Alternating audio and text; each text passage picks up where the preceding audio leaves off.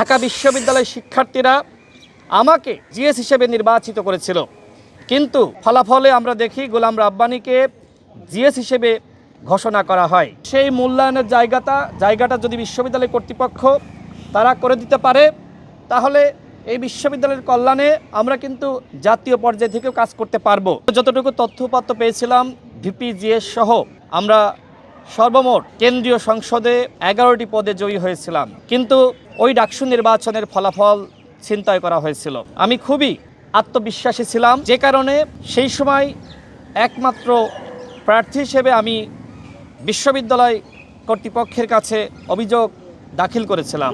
সেই সময় একটি তদন্ত কমিটি তারা গঠন করে, কিন্তু সেই তদন্ত কমিটি তথ্যপত্র পাওয়া সত্ত্বেও সঠিক তদন্ত প্রতিবেদন দাখিল করেনি।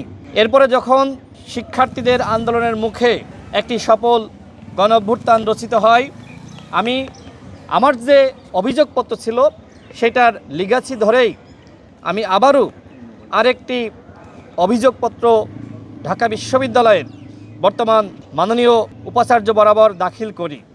তিনি পরবর্তীতে ঢাকা বিশ্ববিদ্যালয়ের বর্তমান ট্রেজারার স্যার তার নেতৃত্বে একটি তদন্ত কমিটি গঠন করেন।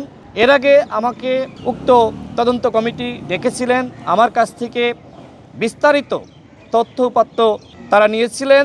আজকেও তারা দ্বিতীয়বারের মতন আমাকে ডেকেছেন এবং বিস্তারিত তথ্য উপাত্ত নিয়েছেন এবং আমার বক্তব্য জানতে চেয়েছেন যে আমরা এখন কি চাই। আমি যেটি বলেছি, যেহেতু গোলাম রাব্বানী ওই সময় অবৈধভাবে ছাত্রত্ব নিয়ে ডাকসু নির্বাচন করে, সুতরাং গোলাম রাব্বানীর ছাত্রত্ব বাতিল করতে হবে এবং তিনি কোনোভাবেই জিএস হিসেবে নির্বাচিত হননি। ঢাকা বিশ্ববিদ্যালয়ের শিক্ষার্থীরা আমাকে জিএস হিসেবে নির্বাচিত করেছিল, কিন্তু ওই সময় আপনারা খেয়াল করে থাকবেন যে তারা ফলাফল ঘোষণা করতে প্রায় ফজরের নামাজ পর্যন্ত সময় নেয়। এর পিছনে কি কারণ?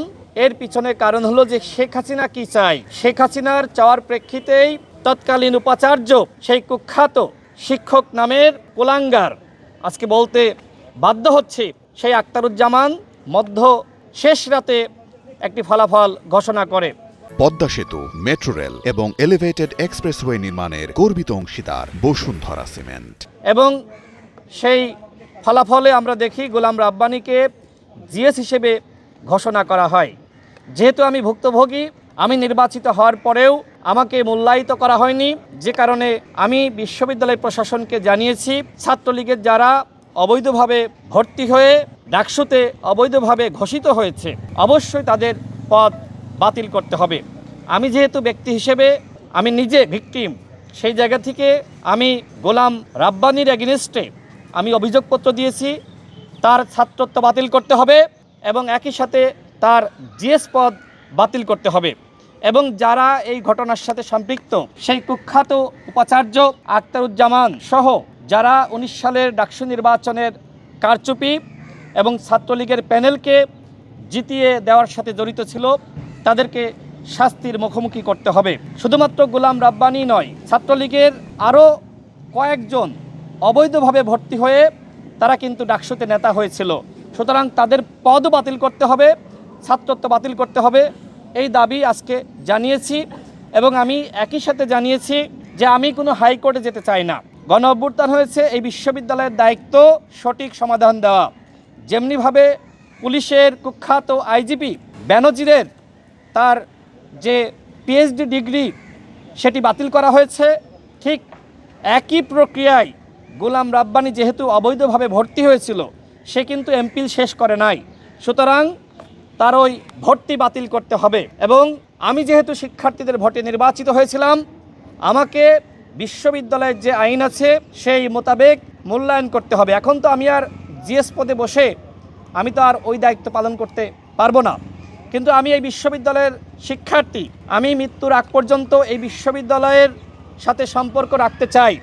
সুতরাং সেই মূল্যায়নের জায়গাটা যদি বিশ্ববিদ্যালয় কর্তৃপক্ষ তারা করে দিতে পারে, তাহলে এই বিশ্ববিদ্যালয়ের কল্যাণে আমরা কিন্তু জাতীয় পর্যায়ে থেকেও কাজ করতে পারবো।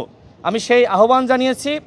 আমার এই তদন্ত কমিটির প্রতি অত্যন্ত আস্থা রয়েছে, যারা দায়িত্বে রয়েছেন তারাও কিন্তু এই বিশ্ববিদ্যালয়ে বিভিন্ন সময় গণতান্ত্রিক আন্দোলনে আমাদের সাথে যুক্ত ছিলেন, তারাও এক প্রকার ভিকটিম।